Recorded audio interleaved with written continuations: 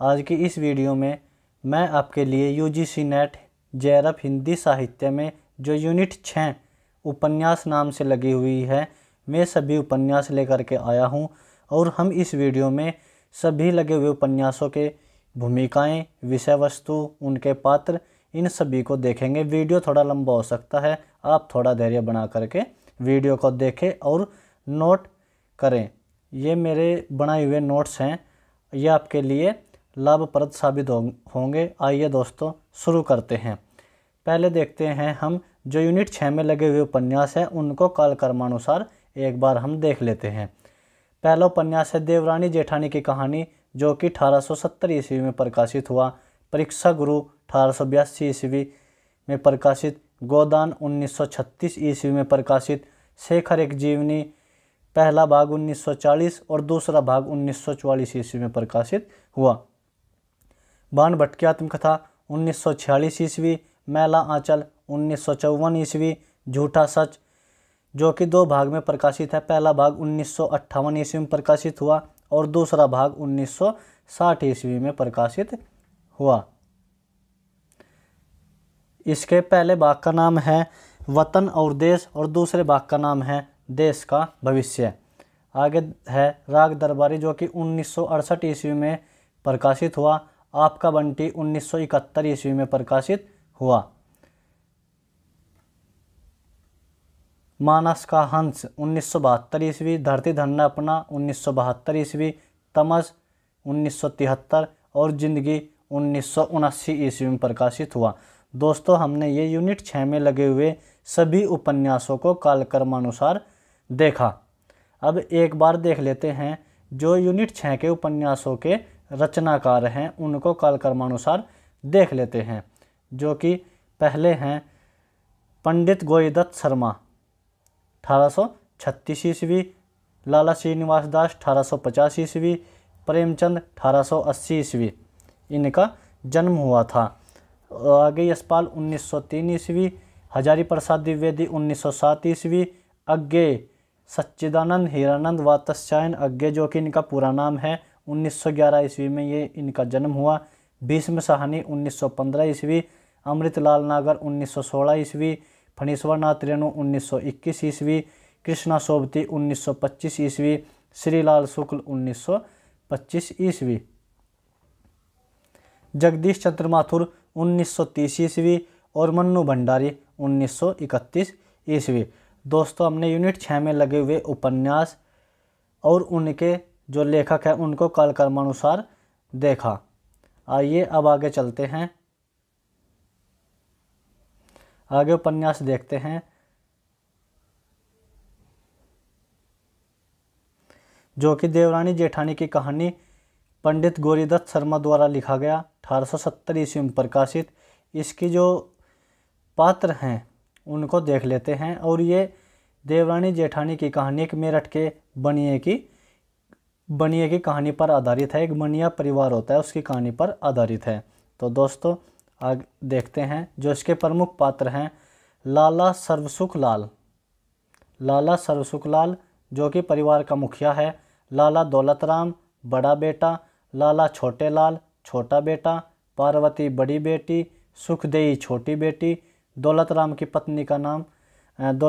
पत्नी जेठानी, जो कि अनपढ़ है, और छोटे लाल की पत्नी देवरानी, जो कि पढ़ी लिखी हुई है।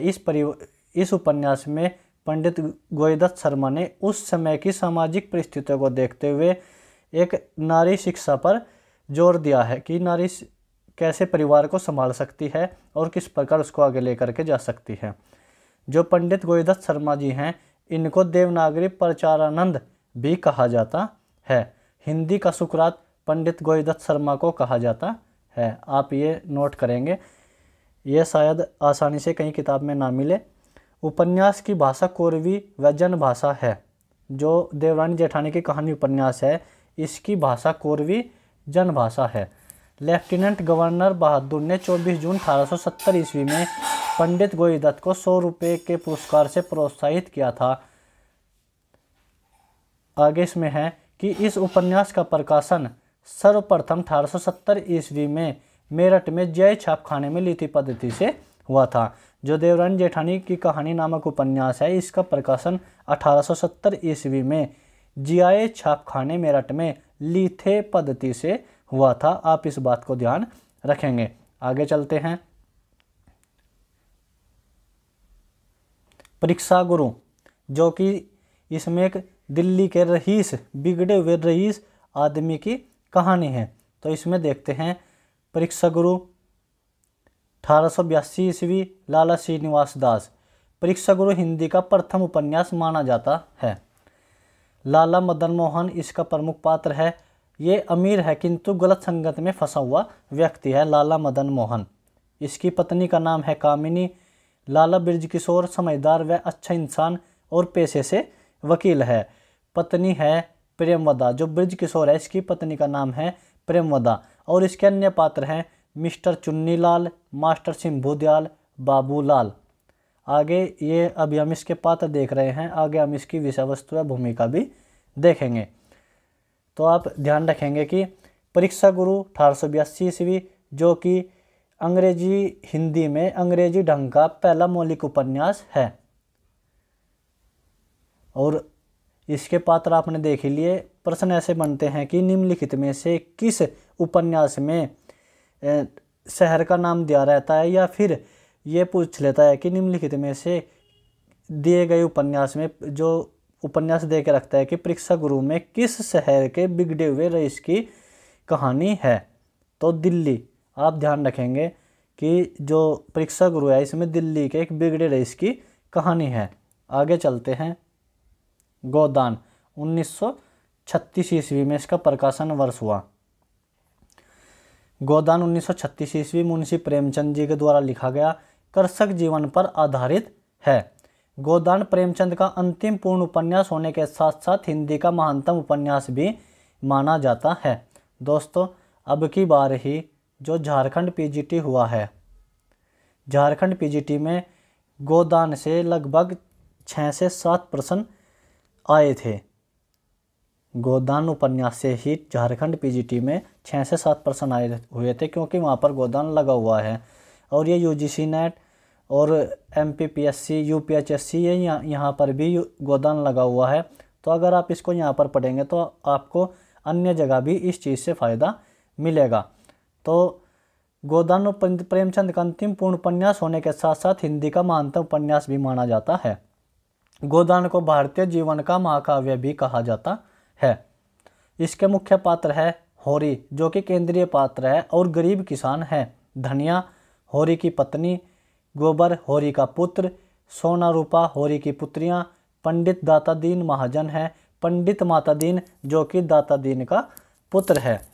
दोस्तों, इसमें आगे देखते हैं डॉक्टर मेहता, जो कि दर्शन शास्त्र के विद्वान प्रोफेसर हैं।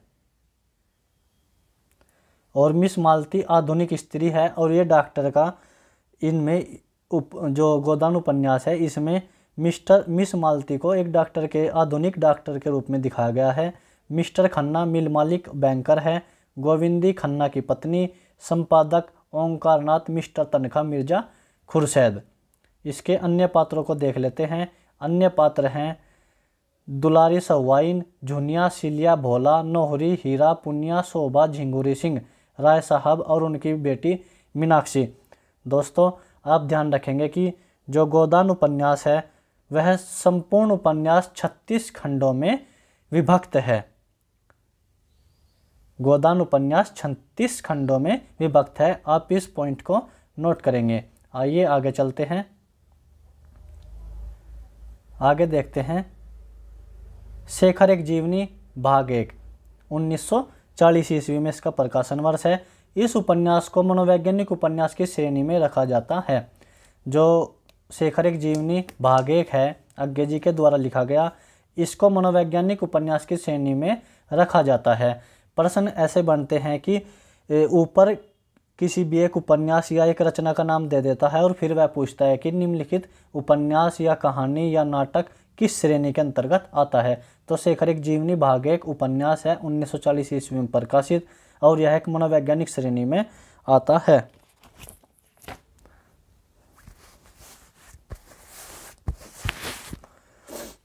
आगे चलते हैं। शेखर एक ऐसा व्यक्ति है जो अपनी जिज्ञासाएं स्वयं शांत करना चाहता है, परंपरागत अनुभव और ज्ञान को अपनी कसौटियों पर कसना चाहता है। दरअसल शेखर व्यक्ति के स्वयं की खोज का प्रतीक है। जो शेखर है, शेखर एक जीवनी भाग 1 में जो नायक है, जो पात्र है शेखर, वह व्यक्ति के स्वयं की खोज का प्रतीक है। आप इस बात को ध्यान रखेंगे। और जो शेखर एक जीवनी भाग 1 है, यह 4 खंडों में विभक्त है। यहाँ से प्रश्न बन चुका है। प्रश्न ऐसे बना था, चारों के चारों खंडों के नाम दिए हुए थे और उनके सामने भाग 1, भाग 2, भाग 3, भाग 4 इस तरह करके दिया हुआ था और दिए गए नाम को भाग के साथ, खंड के साथ मिलाना था। तो इस प्रकार यूजीसी नेट जेआरएफ में प्रश्न बन चुका है। उषा और ईश्वर पहला भाग, दूसरा भाग का नाम है बीज और अंकुर, तीसरा प्रकृति और पुरुष, चौथा पुरुष और परिस्थिति। आप इस बात को ध्यान रखेंगे। आगे चलते हैं। इस उपन्यास में, जो शेखर एक जीवनी उपन्यास है, इस उपन्यास में बाल मनोविज्ञान का चित्रण, किशोरावस्था का चित्रण, क्रांति की भावना, विद्रोही चेतना का रूप, प्रेम की भावना का चित्रण हुआ है। इस उपन्यास को पूर्व दीप्ति शैली में लिखा गया है। जो शेखर एक जीवनी भाग 1 जो उपन्यास है वो पूर्व दीप्ति शैली में लिखा गया है। इस उपन्यास पर रोमा रोला के ज्यों क्रिस्ताप का प्रभाव है। शेखर एक जीवनी उपन्यास पर रोमा रोला के ज्यों क्रिस्ताप का प्रभाव है। दोस्तों, आपको प्रेरणा क्लासेस यूट्यूब चैनल पर वे सभी बिंदु जो परीक्षा से जुड़े हुए हैं, जो यूजीसी नेट जेआरएफ हिंदी साहित्य से जुड़े हुए हैं, वे आपको इस चैनल पर मिलते रहेंगे। तो आप आसानी से इनको लिखिए, देखिए, पढ़िए, समझिए। इसके पात्र हैं शेखर, जो कि कथा का नायक विद्रोही स्वभाव है। जो शेखर है वह कथा का नायक है और उसका स्वभाव कैसा है? विद्रोही स्वभाव है। शशि उसकी ममेरी बहन है, जो कि उपन्यास की नायिका है, और शेखर की माँ। शेखर एक जीवनी के पात्र शेखर, शशि, शेखर की माँ सरस्वती, शारदा। आगे चलते हैं। जो सरस्वती है, शेखर की बहन, वह शेखर की प्रेरक मूर्ति या उसकी गुरु है। लेखक के अनुसार सरस्वती शेखर की बहन और उसकी गुरु है। शारदा, शेखर शारदा के प्रति आकर्षित है। शांति 18 से 19 वर्ष की तपेदिक से पीड़ित लड़की है। प्रश्न ऐसे बनते हैं कि शेखर एक जीवनी का वह कौन सा पात्र है जिसके प्रति शेखर आकर्षित था? तो उस पात्र का नाम है शारदा। प्रश्न ऐसे बनते हैं कि जो शेखर एक जीवनी का वह कौन सा पात्र है जो तपेदिक से पीड़ित है? तो शांति। तो इस प्रकार दोस्तों आपको पात्रों के साथ साथ उनके साथ जुड़ी हुई जो उनकी क्रियाएं हैं या उनके साथ जुड़े हुए वाक्य हैं या उनके साथ जुड़े हुए जो उनका स्वभाव है कि वे किस चीज़ से जुड़े हुए हैं, आपको उनकी कहानी को याद रखना होगा। शेखर एक जीवनी 2 भागों में विभक्त है, जैसे कि मैंने पहले बताया। 1940 और 1944 में इसका प्रकाशन हुआ। शेखर एक जीवनी पहला भाग है उत्थान के नाम से। पहला भाग उत्थान 1940 ईस्वी। शेखर एक जीवनी दूसरा भाग संघर्ष 1944 ईस्वी। प्रश्न ऐसे बनता है कि उत्थान व संघर्ष निम्नलिखित में से दिए गए किस उपन्यास का भाग है? तो शेखर एक जीवनी उपन्यास का भाग है। आगे चलते हैं।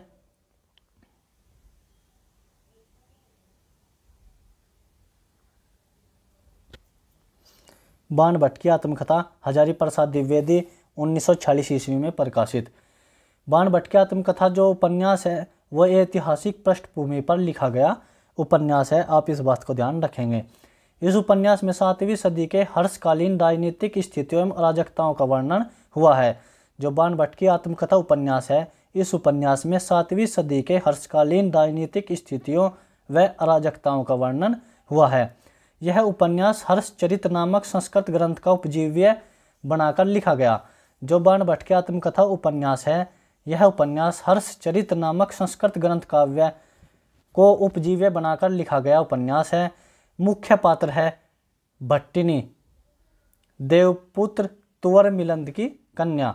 बाण भट्ट उपन्यास का मुख्य पात्र जिसे निपुणिका और भट्टिनी प्रेम करती है।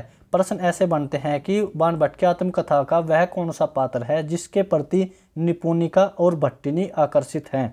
तो बाणभट्ट। निपुणिका या न्यूनिया भट्टिनी की सेविका, महामाया महारानी राज्यश्री की सौत। इसके अन्य पात्र हैं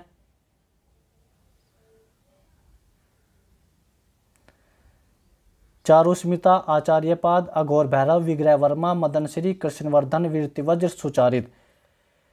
ये दोस्तों इसके अन्य पात्र है। आपको अगर आप दी गई उपन्यास हो, नाटक हो, कहानी हो, निबंध हो, अगर आपको उसके पात्र याद हैं तो आप आसानी से प्रश्नों को पकड़ जाएंगे कि यह किस उपन्यास से संबंधित हो सकता है। तो आगे देखते हैं। इसी में ही बाणभट्ट की आत्मकथा में ही एक कथन है कि दुख तो केवल मन का विकल्प ही है, मानव तो नीचे से ऊपर तक केवल परमानंद स्वरूप है। ये कथन है योगी का।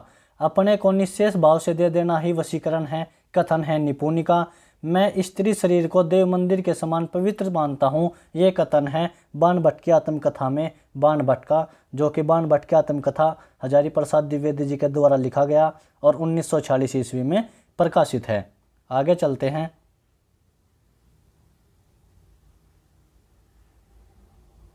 मैला आंचल, जो कि फणीश्वर नाथ रेणु जी के द्वारा लिखा गया और 1954 ईस्वी में प्रकाशित है। दोस्तों यहाँ से भी प्रश्न बन चुका है। पिछली बार जो मार्च में पेपर हुआ था वहाँ पर मैला आंचल का प्रकाशन वर्ष पूछा जा चुका है। तो दोस्तों मैंने शुरू में ही इसीलिए दिए गए उपन्यासों का प्रकाशन वर्ष, उनको काल कर्मानुसार और उनके रचनाकारों को कर्मानुसार इसीलिए लगवाया है क्योंकि यहाँ से प्रश्न बनता है और आपका कोई भी प्रश्न गलत ना हो। तो देखते हैं कि जो मैला आंचल है इसमें पूर्णिया जिले के मेरीगंज गांव की विस्तृत कथा, समग्र कथा इस प्रकार कही गई कि आंचल ही नायक बन गया है। इसमें आंचल की सुंदरता और कुरूपता दोनों का गहरा चित्रण किया गया है। इस उपन्यास में जातिवाद, अफसरशाही, अवसरवादी राजनीति, मठों और आश्रमों का पाखंड भी दिखाया गया है। प्रश्न ऐसे बनता है कि निम्नलिखित में से किस उपन्यास में जातिवाद, अफसरशाही, अवसरवादी राजनीति और मठों का पाखंड दिखाया गया है? तो मैला आंचल उसका उत्तर होगा। इसमें जो है 256 पात्र है। जो मैला आंचल है इसमें कुल 256 पात्र हैं और उसके मुख्य पात्र देख लेते हैं। डॉक्टर प्रशांत, कमली, बावनदास, बालदेव, दोहराव, लक्ष्मी, तहसीलदार विश्वनाथ, ये मैला आंचल के मुख्य पात्र हैं। आगे चलते हैं।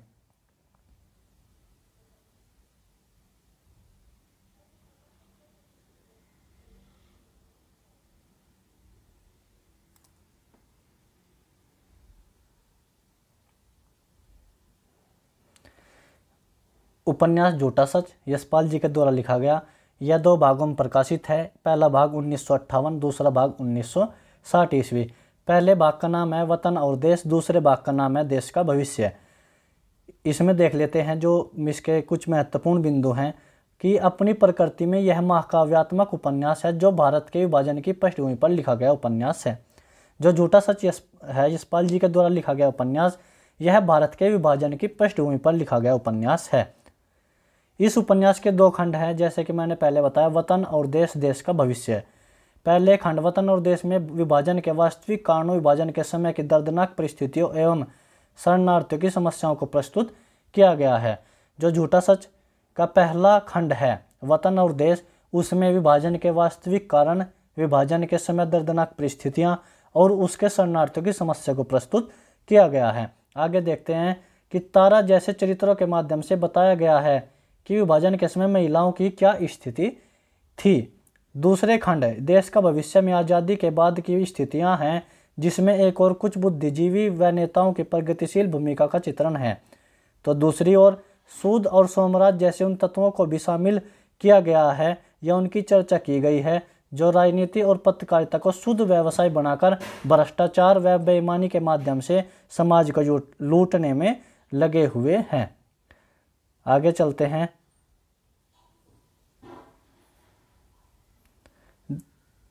तारा, डॉक्टर नाथ, श्यामा, पत्रकार कनक, इंजीनियर नरोत्तम जैसे चरित्र भी हैं जो देश की आज़ादी का सम्मान करते हुए अपने दायित्वों के निर्वहन में ईमानदारी से जुड़े हुए हैं।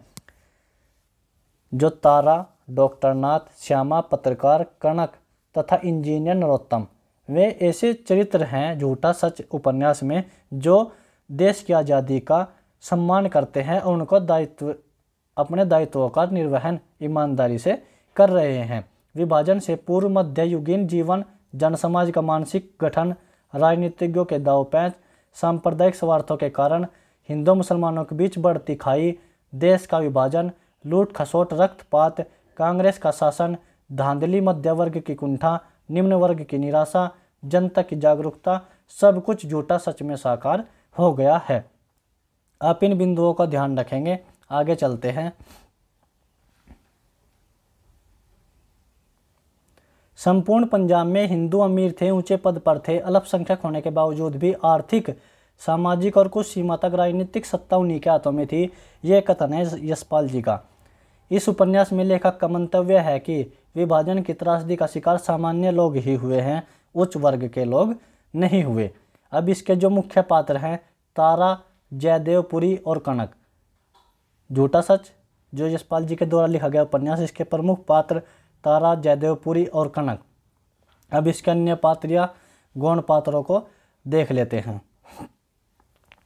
असद, शीला, प्राणनाथ, सोमराज, गिरधारी लाल, महेंद्र नैयर, करमचंद कशिश, दोलू मामा, रतन, गोश मोहम्मद महाजन, कृष्ण नारायण अवस्थी। आगे है मेहर, नब्बू, इनायत अली, विश्वनाथ सूद, उर्मिला, बंती, प्रसाद अग्रवाल साहब, पुरुषोत्तम, नरोत्तम, रावत, निरंजन चड्ढा, मरसिका प्रेमी, मथुरा, जया, सीता, पूरणदेवी जो कि सीता की माँ है, और श्यामा। इसके मुख्य पात्र आप ध्यान रखेंगे, तारा, जयदेवपुरी और कनक। आगे चलते हैं।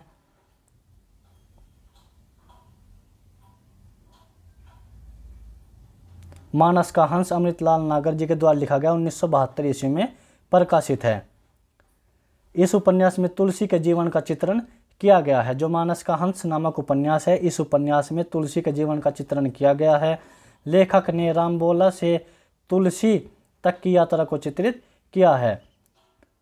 इसके जो पात्र है, तुलसीदास, पार्वती जो तुलसी का लालन पालन करने वाली स्त्री है, नरहरि बाबा, मोहिनी, रत्नावली, शेष सनातन तुलसी का गुरु, टोडर, जयराम, गंगाराम, कैलाश, मेघा भगत, गंगेश्वर तुलसी का साला है, तारापति तुलसी का पुत्र है, रामकली, रामू द्विवेदी व संत बेनी माधवदास, वैदेही बल्लभ, रविदत्त, बटेश्वर दत्त, मैना, कहारिन, बकरईदा, कक्का। ये हुए मानस का हंस के पात्र। जो आप इसमें नोट करेंगे कि मानस का हंस तुलसीदास और खंजन नयन सूरदास के जीवन को केंद्र में रखकर लिखे गए उपन्यास हैं, और ये अमृतलाल नागर जी के द्वारा ही लिखे गए दोनों उपन्यास हैं। आगे चलते हैं। 1973 ईस्वी में तमस भीष्म साहनी जी के द्वारा लिखा गया उपन्यास 1973 में प्रकाशित, और भीष्म साहनी जी की आत्मकथा का नाम है आज के अतीत। आप इसे ध्यान रखेंगे। और इसमें देखते हैं कि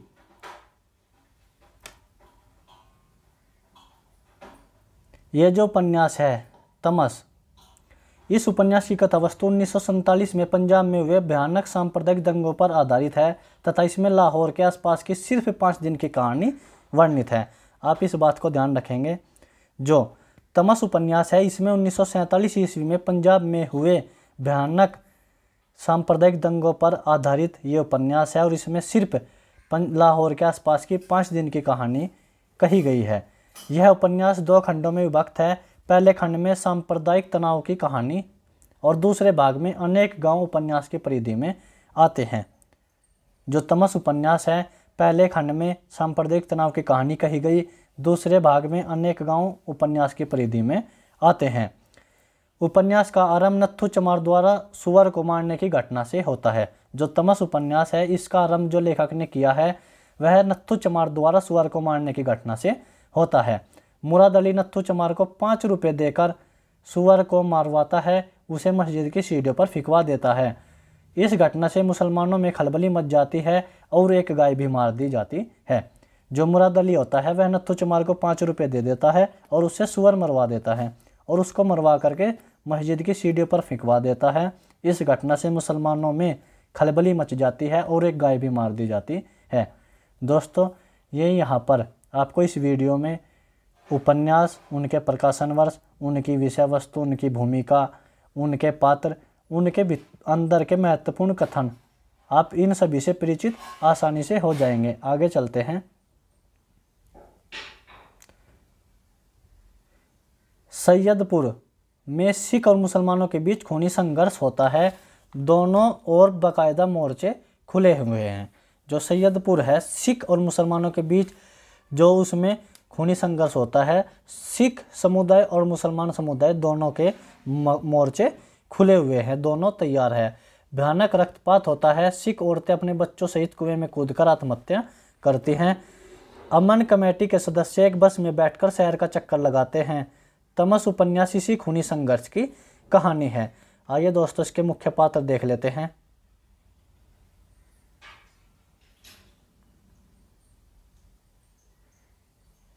नत्थू जो निम्न वर्गीय पात्र है, चमार है, भोला व सीधा आदमी है। मुराद अली अंग्रेजों का दलाल है। अंत में रिलीफ कमेटी की बस में बैठकर लाउड स्पीकर पकड़े शांति की अपील भी मुराद अली ही करता है। बख्श जी जिला कांग्रेस कमेटी के सेक्रेटरी, मेहता जी जिला कांग्रेस कमेटी के सेक्रेटरी हैं। मास्टर रामदास, कश्मीरी लाल, जरनैल सिंह।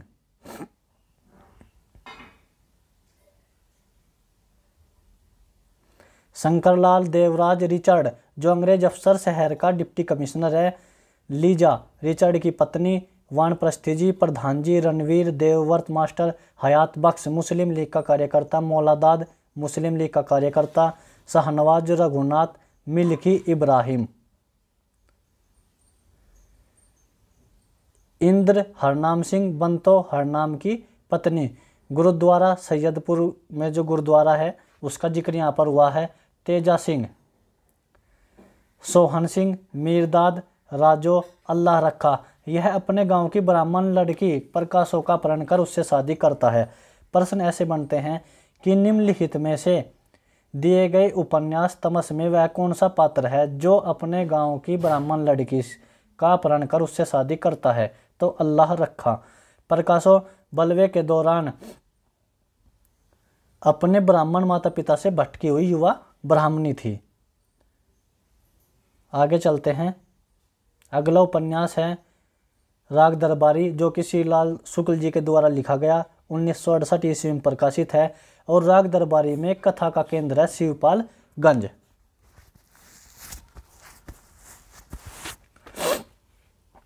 राग दरबारी पूर्णतः व्यंग्य शैली में लिखा गया उपन्यास है।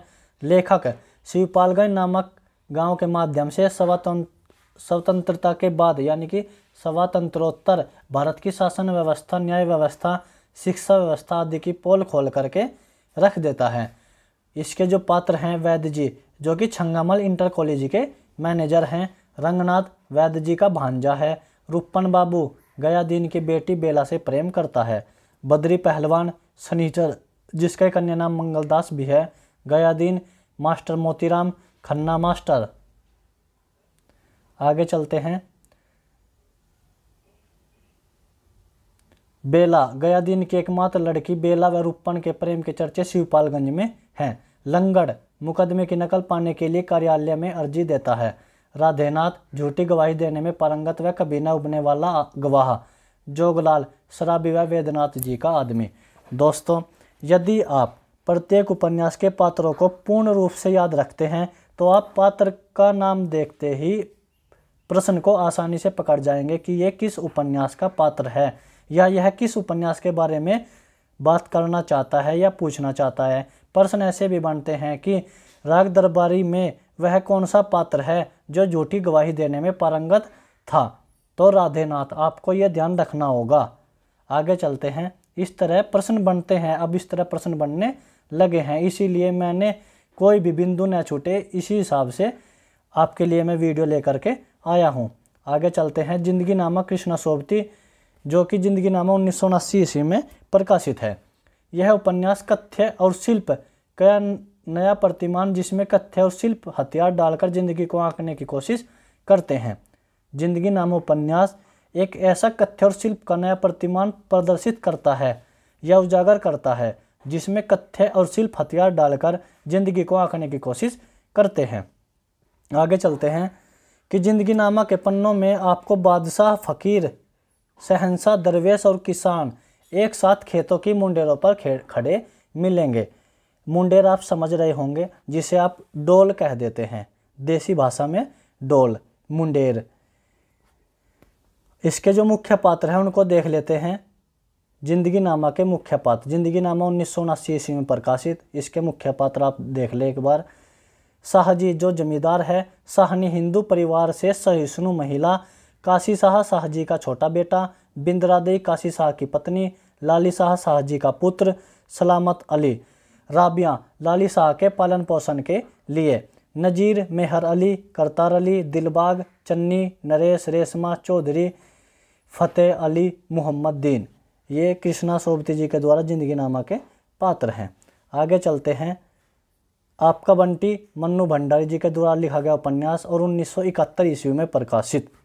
यह एक बाल मनोवैज्ञानिक उपन्यास है। यह 16 भागों में विभक्त है। दोस्तों आप ध्यान रखेंगे कि आपका बंटी नामक उपन्यास 16 भागों में विभक्त एक मनोवैज्ञानिक उपन्यास है। इस उपन्यास का प्रारंभ शकुन और बंटी के भावनात्मक वर्णन के साथ होता है। इस उपन्यास के केंद्र में बंटी है, जो पारिवारिक विसंगति का शिकार है। शकुन और अजय का तलाक हो चुका है, किंतु इसका पता बंटी को अपने दोस्त टीटू के द्वारा चलता है। शकुन और अजय के विफल वैवाहिक जीवन का सबसे अधिक प्रभाव उनके बेटे बंटी पर पड़ता है। इसके प्रमुख पात्रों को देख लेते हैं। आप इनको नोट करते रहिए या आप वीडियो को बार बार देखें। बंटी जो कि केंद्रीय पात्र है, शकुन और अजय का बेटा। शकुन बंटी की माँ, अजय बंटी का पिता, मीरा अजय की दूसरी पत्नी, डॉक्टर जोशी शकुन के दूसरे पति, वकील चाचा, टीटू जो बंटी का दोस्त है, अमी जोशी का बेटा, ज्योति जोशी की बेटी, परमिला जोशी की मृत पत्नी, चीना मीरा का बेटा, फूफी शकुन के घर की नौकरानी, कुन्नी शर्मा साहब की लड़की। आगे देखते हैं दोस्तों। धरती धन्ना अपना जो जगदीश चंद्र माथुर जी के द्वारा लिखा गया उपन्यास है और 1972 ईस्वी में प्रकाशित है। यह उपन्यास पंजाब के होशियारपुर जिले के दोआब क्षेत्र के घोड़ेवाहा गांव के दलित समाज पर केंद्रित है। जो धरती धन्ना अपना नामक उपन्यास है, यह उपन्यास पंजाब के होशियारपुर जिले के दोआब क्षेत्र के घोड़ेवाहा गांव के दलित समाज पर केंद्रित है। प्रश्न ऐसे बनते हैं कि निम्नलिखित में से होशियारपुर जिले के दोआब क्षेत्र से संबंधित उपन्यास कौन सा है, या धरती धन्ना अपना उपन्यास में होशियारपुर के किस गांव का जिक्र हुआ है। तो इस प्रकार प्रश्न बनते हैं। आप इन बिंदुओं को ध्यान रखेंगे, इनको नोट करेंगे, लिखेंगे, बार बार इनका रिवीजन करेंगे, आप आसानी से हल कर जाएंगे प्रश्न पत्र को। इस उपन्यास के केंद्र में काली और ज्ञानों की प्रेम कथा है तथा पूंजीवादी सभ्यता द्वारा किस तरह हरिजनों का शोषण होता है, इसे दर्शाने की कोशिश की गई है। जो धरती धन्ना अपना नामक उपन्यास है, इसमें काली और ज्ञानों की प्रेम कथा है। उपन्यास का आरंभ काली जो हरिजन जाति का है, उसके 6 वर्ष बाद कानपुर शहर से घोड़ेवाहा लौटने से होता है। जो उपन्यास है धरती धन्ना अपना, जिसका प्रकाशन वर्ष 1972 ईस्वी जगदीश चंद्र माथुर जी के द्वारा लिखा गया। इसका आरंभ काली जो कि हरिजन जाति का है, वह कानपुर से 6 वर्ष बाद शहर से घोड़ेवाहा लौटता है और उसी के लौटने के साथ साथ धरती धन्ना अपना का उपन्यास का आरंभ होता है। इसमें कुछ महत्वपूर्ण बिंदु हैं, आप इनको ध्यान रखेंगे, जिन पर यह उपन्यास पूर्ण रूप से टिका हुआ है। काली की चाची की अंधविश्वास की वजह से मृत्यु, ये कुछ बिंदु है। इस प्रकार प्रश्न बनते हैं, तो आप इन बिंदुओं को ध्यान रखेंगे तो आप प्रश्नों को आसानी से पकड़ जाएंगे। नंद सिंह का बार बार धर्म परिवर्तन, पंडित संतराम का धार्मिक पाखंड व दंभ, काली और ज्ञानों का प्रेम संबंध, पूंजीपतियों द्वारा चमार जाति के लोगों का प्रताड़ित करना, इन सभी की वेदना को इस उपन्यास में चित्रित किया गया है। आप इन बिंदुओं को ध्यान रखेंगे। आगे देखते हैं कि जगदीश चंद्र माथुर ने उपन्यास की भूमिका में लिखा है कि मेरा यह उपन्यास मेरी किशोरावस्था की कुछ अविस्मरणीय स्मृतियों और उनके दामन में छिपी एक अदम्य वेदना की उपज में। ये कथन है धरती धन्ना अपना की भूमिका में जगदीश चंद्र माथुर ने इसको लिखा है कि मेरा यह उपन्यास मेरी किशोरावस्था की कुछ अविस्मरणीय स्मृतियों और उनके दामन में छिपी एक अदम्य वेदना की उपज में। आगे, लेखक ने यह उपन्यास सोम आनंद को समर्पित किया है। आप इस बात को ध्यान रखेंगे कि जगदीश चंद्र माथुर जी ने धरती धन ने अपना को सोम आनंद को समर्पित किया है। प्रश्न ऐसे बनते हैं कि धरती धन ने अपना को नामक उपन्यास को लेखक ने किसे समर्पित किया है, तो सोम आनंद को समर्पित किया है। इसके पात्र देख लेते हैं। काली जो केंद्रीय पात्र है, ज्ञानो काली की प्रेमिका, प्रतापी काली की चाची, जस्सो ज्ञानो की माँ, मंगू ज्ञानो का भाई, चौधरी हरनाम सिंह, छज्जू साहा, बिशन दास जो कि डॉक्टर है, निहाली, जीतू, प्रीतू, निक्कू, मुंशी शिवराम, पंडित संतराम, बंतु, सिद्धू, अमरू, दीनू, लच्छो, हरदेव, नाहर सिंह, नंद सिंह जो जाति बदलने वाला है। जो नंद सिंह है वह बार बार जाति बदलता रहता है, पालो, ठाकरी, समता सिंह। आगे चलते हैं। आगे दोस्तों हम देखेंगे कि जो परीक्षा गुरु है उसके अन्य बिंदु, पहले हम इसके पात्र देख चुके हैं, अब हम इसके बारे में और बातों की जानकारी प्राप्त करेंगे, इसके बारे में और कुछ जानेंगे। तो आइए शुरू करते हैं। परीक्षा गुरु 1882 ईस्वी में प्रकाशित है। अपनी भाषा में नई चाल की पुस्तक है। लाला श्रीनिवास दास। लाला श्रीनिवास दास जी ने परीक्षा गुरु को अपनी भाषा में नई चाल की पुस्तक कहा है। आप इन बिंदुओं को लिख सकते हैं, नोट कर सकते हैं, बार बार आप इनका रिवीजन कीजिए, आपको यहाँ से प्रश्न आसानी से मिल जाएंगे। ऐसा नहीं कर सकते तो आप बार बार वीडियो को रिवीजन के तौर पर देखें। मैं उम्मीद कर सकता हूँ कि आपको इन वीडियो से आपको पूरा लाभ मिलेगा। लाला मदन मोहन एक अंग्रेजी सौदागर की दुकान में असबाब देख रहे हैं। ये एक उपन्यास की परीक्षा गुरु की कहानी के तौर पर हम इन पॉइंटों को देखेंगे। लाला बृजकिशोर, मुंशी चुन्नीलाल और मास्टर शंभूदयाल उनके साथ हैं। जो लाला मदन मोहन है वह अंग्रेजी सौदागर की दुकान में एक असबाब देख रहे हैं और लाला बृजकिशोर, मुंशी चुन्नीलाल, मास्टर शंभूदयाल उनके साथ हैं। रचना की यह नई चाल उसने अंग्रेजी उपन्यासों से प्रेरित होकर अपनाई होगी। उसने स्वयं भी महाभारत आदि, संस्कृत गुलिस्ता वगैरह फारसी के साथ ही Spectator, Lord Bacon, Goldsmith, William Cowper आदि के 7 पुराने लेखकों को सहायता लेने की बात कही है। ये कथन परीक्षा गुरु में लाला निवास दास जी के द्वारा ही आया हुआ है। परीक्षा गुरु हिंदी का प्रथम अंग्रेजी ढंग का मौलिक उपन्यास है। लाला श्रीनिवास दास। ये यहाँ से प्रश्न झारखंड पीजीटी में आ चुका है कि अंग्रेजी ढंग का हिंदी का प्रथम अंग्रेजी ढंग का मौलिक उपन्यास निम्नलिखित में से कौन सा है। 4 ऑप्शन दिए हुए थे, 1 लाइनर प्रश्न था, तो परीक्षा गुरु यहाँ से प्रश्न बन चुका है। इस उपन्यास में दिल्ली के कल्पित रईस लाला मदन मोहन का स्वाभाविक चित्र उतारा गया है। लाला मदन मोहन रईस आदमी है और उनका जीवन झूठे खुशामदियों के बीच भोग विलास में व्यतीत होता है। दोस्तों आप इस वीडियो को देखने के बाद पुराने प्रश्न पत्रों को देखना, उनको भी इसमें शामिल किया गया है और यहाँ से जो आने वाले प्रश्न बन सकते हैं उनको भी इस वीडियो में शामिल किया गया है। लाला मदन मोहन का मित्र बृजकिशोर वकील है। आगे देखिए, जो लाला निवास दास के अनुसार जो बात 100 बार समझाने से समझ में नहीं आती वह एक बार की परीक्षा से मन में बैठ जाती है। इसी वास्ते लोग परीक्षा को गुरु मानते हैं। इसी आधार पर लेखक ने इस कृति का नाम परीक्षा गुरु रखा है। यह इसका मूल वाक्य है कि जो बात 100 बार समझाने से समझ में नहीं आती वह एक बार की परीक्षा से मन में बैठ जाती है। इसी वास्ते लोग परीक्षा को गुरु मानते हैं। इसी आधार पर लेखक ने इस कृति का नाम परीक्षा गुरु रखा है। दोस्तों मैं आशा करता हूं कि आपके लिए यह वीडियो लाभप्रद साबित होगा। आप इस वीडियो को धैर्य बना करके देखें और मेरे साथ ज़्यादा से ज़्यादा जुड़ने की कोशिश करें। गोदान प्रेमचंद जी के द्वारा लिखा गया, 1936 ईस्वी में प्रकाशित है, 36 खंडों में विभक्त है। तो आइए इसके बारे में कुछ अन्य महत्वपूर्ण बिंदु देख लेते हैं। जैसे कि गोदान प्रेमचंद का चिर अमर कीर्ति स्तंभ है। गोदान में प्रेमचंद का संपूर्ण जीवन अनुभव सिमटकर केंद्रीयभूत हो गया। इस कथा के 2 प्रमुख सूत्र हैं, ग्रामीण सूत्र व नगरीय सूत्र। होरी, गोबर, धनिया, झुनिया तथा अन्य ग्रामीण व्यक्तियों दाता दीन, नौखेराम, पटेश्वरी, जिंगूरी सिंह को लेकर चलने वाला कथा सूत्र ग्राम्य जीवन के साथ विकसित होता है। यानी कि आप कह लीजिए होरी, गोबर, धनिया, झुनिया दाता दीन नौखेराम पटेश्वरी झिंगुरी सिंह, ये ग्रामीण जीवन से संबंधित पात्र हैं। नागरिक जीवन को लेकर चलने वाला दूसरा कथा सूत्र है, जिसमें पंडित ओंकारनाथ संपादक है, मिस्टर मेहता दर्शन शास्त्र के अध्यापक, मिस्टर मिर्जा जूते के दुकानदार, मिस मालती लेडी डॉक्टर प्रधान पात्र हैं। दोनों कथा सूत्रों को जोड़ने वाले इलाके के जमींदार राय साहब अमरपाल सिंह जी हैं। प्रश्न ऐसे बनते हैं कि गोदान में वह कौन सा पात्र है जो ग्रामीण और नगरीय कथा सूत्रों को जोड़ने का काम करते हैं, तो वे है जमींदार राय साहब अमरपाल सिंह। होरी की कथा आधिकारिक है, नागरिकों की कथा प्रासंगिक। जो होरी है उसकी कथा आधिकारिक है और नागरिकों की कथा प्रासंगिक है। होरी उपन्यास का नायक है, वह किसानों का प्रतिनिधि है।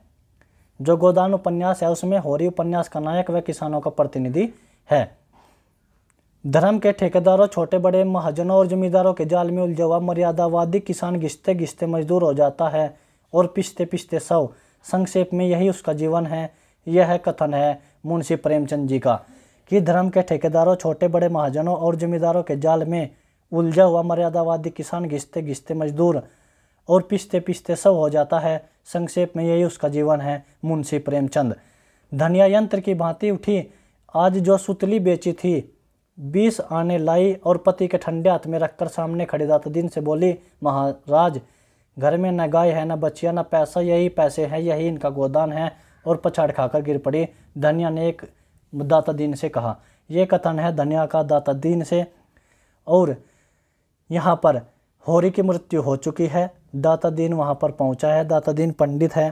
तो जो धनिया है वह खड़ी होती है और यंत्र की भांति खड़ी हुई, और जो सूतली आज दिन में बिके थी उसके 20 आने लाई और ठंडे हाथ में रखकर सामने खड़े दाता दीन से बोली, महाराज घर में न गाय है, न बच्चियां, न पैसा, यही पैसे हैं और यही इनका गोदान है, और पछाड़ खाकर गिर पड़ी।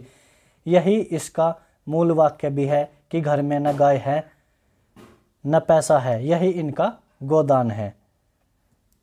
आगे चलते हैं। शेखर एक जीवनी भाग 1 अज्ञे जी के द्वारा लिखा गया। 1940 ईस्वी में पहला भाग उत्थान नाम से और 1944 में संघर्ष नाम से प्रकाशित। कृति फ्लैशबैक शैली में लिखी गई। शेखर एक क्रांतिकारी विद्रोही है, उसे फांसी की सजा हुई है। वह अंतिम रात में अपने समूचे अतीत का एक बार पुनः जी लेना चाहता है। शेखर एक अहमवादी व्यक्ति है। शेखर का अहम हर पुरुष से आदर की अपेक्षा करता है और हर स्त्री से समर्पण की।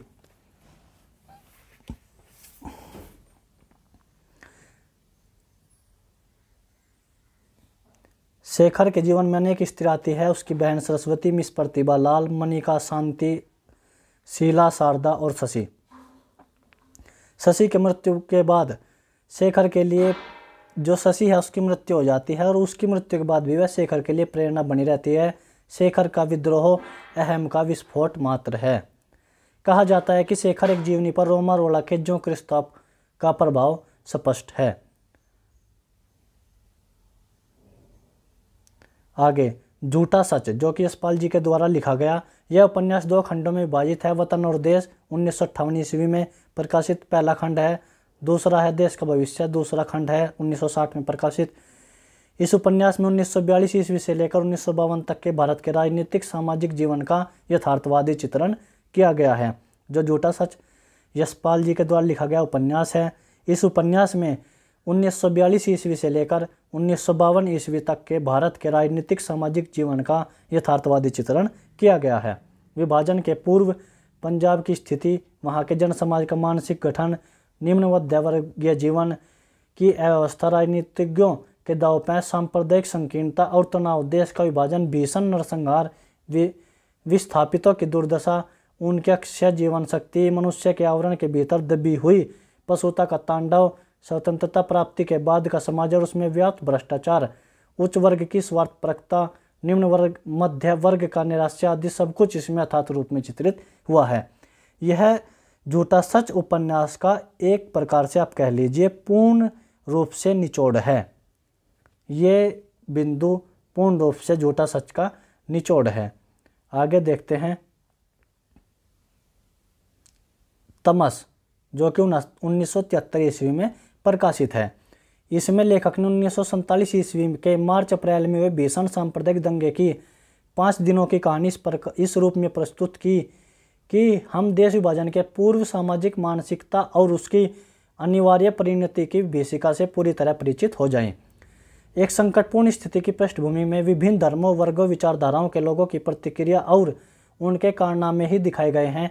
इससे अधिक कुछ नहीं। यह कहना है भीष्म साहनी जी का कि इस उपन्यास में, जो तमस नामक उपन्यास है, इस उपन्यास में एक संकटपूर्ण स्थिति की पृष्ठभूमि में विभिन्न धर्मों, वर्गों, विचारधाराओं के लोगों की प्रतिक्रिया और उनके कारनामे ही दिखाए गए हैं। इसमें इससे अधिक और कुछ नहीं। भीष्म साहनी जी। आगे चलते हैं। धरती धन ने अपना, इस उपन्यास में लेखक ने पंजाब के साधनहीन, पराश्रित, अनपढ़, भाग्यवादी और शताब्दियों से अनेक प्रकार के अभाव से जूझ रहे हरिजनों के उत्पीड़न की कथा लिखी है। जो धरती धन ने अपना नामक उपन्यास है, इस उपन्यास में लेखक ने पंजाब के साधनहीन, पराश्रित, अनपढ़, भाग्यवादी और शताब्दियों से अनेक प्रकार के अभावों से जूझ रहे हरिजनों के उत्पीड़न की कथा लिखी है। आगे चलते हैं। बाण भट्ट की आत्मकथा हजारी प्रसाद द्विवेदी जी के द्वारा लिखा गया, 1946 ईस्वी में प्रकाशित। बाण भट्ट के व्यक्तित्व में अपने को लय करके द्विवेदी जी ने अद्भुत कार्यत्री प्रतिभा का परिचय दिया है। अपनी कला सृष्टि में बिंबित जीवन को विश्वसनीय बनाने के लिए द्विवेदी ने कादम्बरी, हर्षचरित, रत्नावली, मेघदूत, मालती माधव, कामसूत्र, मिलिंद प्रश्न, भागवत पुराण, रघुवंश, भरत संहिता, चंडी शतक आदि अनेक ग्रंथों में परिलक्षित चेतना सूत्रों का सूक्ष्मता से अध्ययन किया है। पात्र बाण भट्ट, निपुणिका और भट्टिनी महामाया, ये इसके प्रमुख पात्र है। दोस्तों, हमने पात्रों को पहले भी देखा, एक बार फिर देख रहे हैं, तो आप पात्रों को ध्यान रखेंगे। आगे चलते हैं। मैला आंचल फणीश्वर नाथ रेणु जी के द्वारा 1954 ईस्वी में प्रकाशित। इसमें बिहार राज्य के पूर्णिया जिले के मेरीगंज गांव को कथा का केंद्र बनाया गया है। इस उपन्यास में पूरा आंचल ही नायक बन गया है। इस उपन्यास की भाषा बिंब धर्मी और सजीव है। रेणु का स्वर आशावादी और संदेश मानवतावादी है। राग दरबारी श्रीलाल शुक्ल जी के द्वारा लिखा गया, 1968 ईस्वी में प्रकाशित। इस उपन्यास में मुख्य समस्या शिवपालगंज के कॉलेज की है, किंतु अन्य सारी समस्याएं स्वार्थ, मूल्यहीनता, अमानवीयता, अवसरवाद, छल, प्रपंच, नैतिक गिरावट, कुत्सित राजनीति इसी के साथ जुड़ी हुई है। जिंदगी नामा कृष्ण सोबती के द्वारा लिखा गया उपन्यास, 1979 ईस्वी में प्रकाशित। इस उपन्यास में पंजाब की विगत सती की जिंदगी का पूरा ब्यौरा प्रस्तुत किया गया है। इस उपन्यास के बारे में कथन देख लीजिए। यदि किसी को पंजाब प्रदेश की संस्कृति, रहन सहन, चाल ढाल, रीति रिवाज की जानकारी प्राप्त करनी हो, इतिहास की बात जाननी हो, वहाँ के दंत कथाओं, प्रचलित लोकोक्तियों तथा 18वीं-19वीं शताब्दी की प्रवृत्तियों से अवगत होने की इच्छा हो, तो जिंदगी नामा से अन्यत्र जाने की आवश्यकता नहीं है।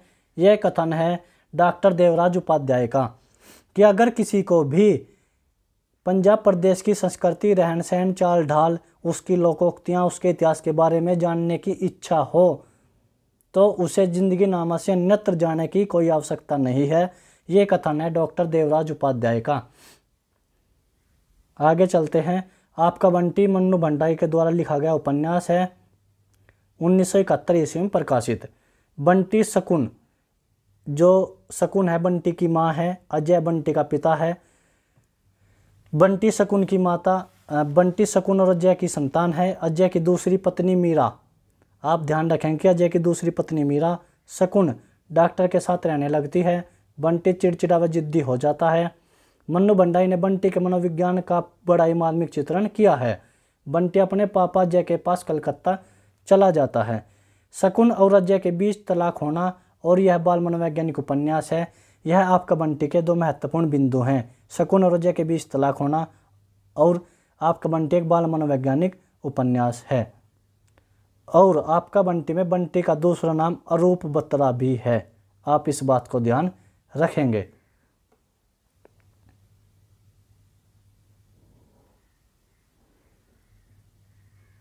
तो दोस्तों, आज की इस वीडियो में हमने यूजीसी नेट हिंदी साहित्य में लगी हुई यूनिट 6, जो कि उसमें उपन्यास लगे हुए हैं, हमने यूनिट 6 में लगे हुए सभी उपन्यासों को बारीकी से देखा, उनका प्रकाशन वर्ष, उनको क्रमानुसार, उनके जो लेखक हैं उनको कालक्रमानुसार देखा, लगे हुए उपन्यासों के प्रमुख पात्र, उनकी विषय वस्तु, उनके बारे में जो कथन है या किसी भी लगे हुए उपन्यास के अंदर महत्वपूर्ण कथन या उनकी विषय वस्तु, हमने उसको पूर्ण रूप से देखा। तो आप इस वीडियो को धैर्य के साथ धैर्य बना करके देखें। मैं आशा करता हूं कि आपको इस वीडियो से अत्यंत लाभ प्राप्त होगा और आपको आने वाली परीक्षा में इससे सुलभता